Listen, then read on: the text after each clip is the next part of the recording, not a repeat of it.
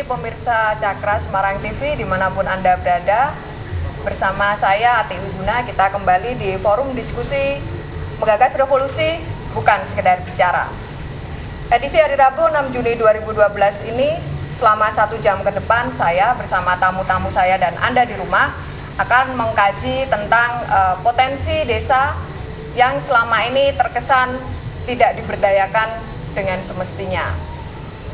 Untuk mengkaji itu, saya didampingi beberapa tamu, diantaranya adalah di ujung sebelah kanan ada Bapak Ubaidi. Selamat sore.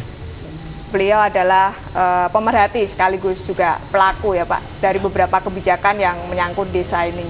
Ya. Selamat sore Pak Ubaidi. Selamat sore. Di sebelah kanan saya ada Bapak Suryo Koco Suryo Putro. Beliau juga sebagai pengkritisi Pak ya, juga pengamat juga beberapa kebijakan yang berkaitan dengan desa.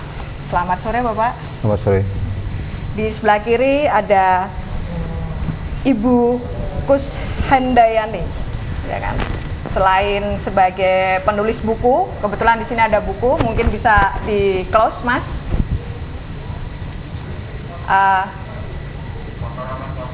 Bukunya.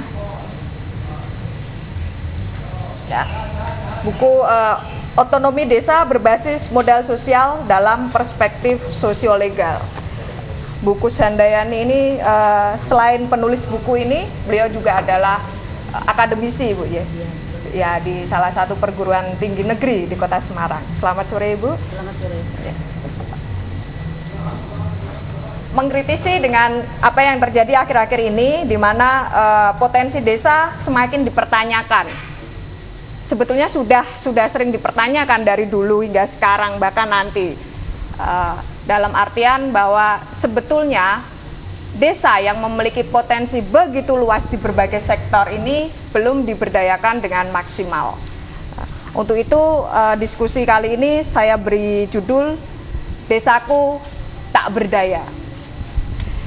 Untuk memulai saya ingin sedikit memberikan pertanyaan kepada Pak Suryo Koco Suryo Putro ini, yang memang sejak saya kenal beliau ini, beliau punya atensi yang luar biasa besar akan pemberdayaan desa.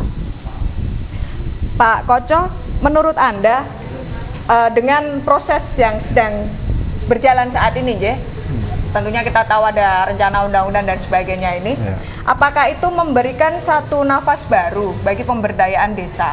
Yang notabene negara kita ini kan sekian puluh persennya masih desa loh daripada kota. Ya. Monggo.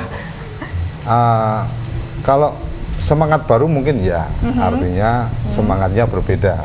Gitu. Tetapi apakah kemudian semangatnya menjadi lebih baik, membaikkan desa, atau kemudian semakin mematikan desa, ya ini menjadi pertanyaan kan gitu. Karena kalau bicara undang-undang desa secara khusus, ini memang satu proses yang alhamdulillah tuntutan untuk pecahnya undang-undang pemerintah daerah itu alhamdulillah ini sudah mulai diproses. Ada kekacauan di 2299, ada keributan di 32 2004, akhirnya dibikin desa, tetapi yang menjadi menarik justru catatannya adalah malah semakin desa itu tidak dihargai. Artinya mungkin Ibu nanti juga bisa memberikan tambahan. Menurut saya desa kita yang sekarang dirancang dalam undang-undang itu justru tidak lebih dihargai daripada kolonial Belanda menghargai desa-desa kita pada saat itu kan gitu. Jadi kira-kira seperti itu pandangan saya sementara. Berarti boleh saya garis bawahi sedikit Bapak, intinya bahwa negara kita itu kurang mampu menghargai potensi negerinya sendiri daripada negara penjajah zaman dulu, Pak? Kalau saya melihat dari bagaimana kolonial waktu itu tidak membuat aturan khusus atau mengatur, tetapi lebih pada membiarkan apa yang sudah tumbuh. Nah, sementara sekarang kita negara ini kemudian mengatur terlalu jauh, terlalu ke dalam, sehingga merusak tatanan norma-norma yang ada sekarang. Dan membatasi potensi jadinya. Ya sangat mungkin sekali. Artinya gitu. Cuma mungkin yang menjadi menarik di undang-undang ini adalah tentang dibukanya badan usaha milik desa yang lebih diberi ruang. Itu mungkin buat saya apresiasi juga. Artinya ya ada satu sisi yang memang agak fatal, tapi ada juga lah hal yang baik kan gitu. Diharapkan kedepannya seperti itu Pak Haji. Semoga.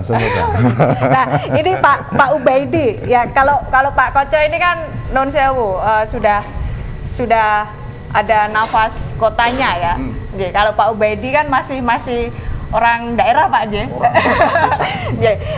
Bagaimana? Apakah menurut Anda memang ada harapan atas kebijakan yang kemungkinan akan diterbitkan ini Bapak, atau justru itu malah mengekang potensi desa itu sendiri?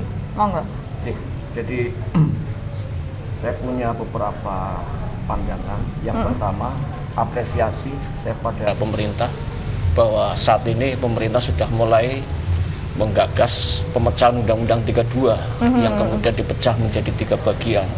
Salah satunya adalah Undang-Undang tentang desa. Bahwa kami melihat dari dulu paradok desa ini sangat ironis. Ada satu bentuk pemarginalkan terhadap desa, sehingga konsep pembangunan desa ini hanya bias.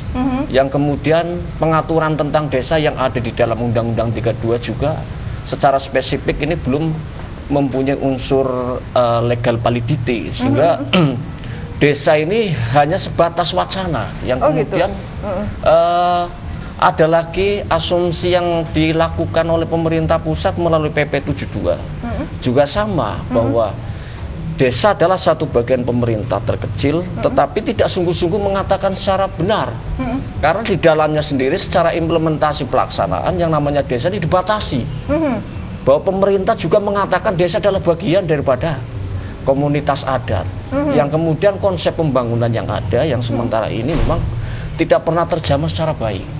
Lah, berkenaan dengan undang-undang sekarang, harapan kami konfigurasi politik tetap, konfigurasi hukum tetap, konfigurasi sosial kultural tetap, yang tidak kalah pentingnya adalah konfigurasi sosial ekonomi.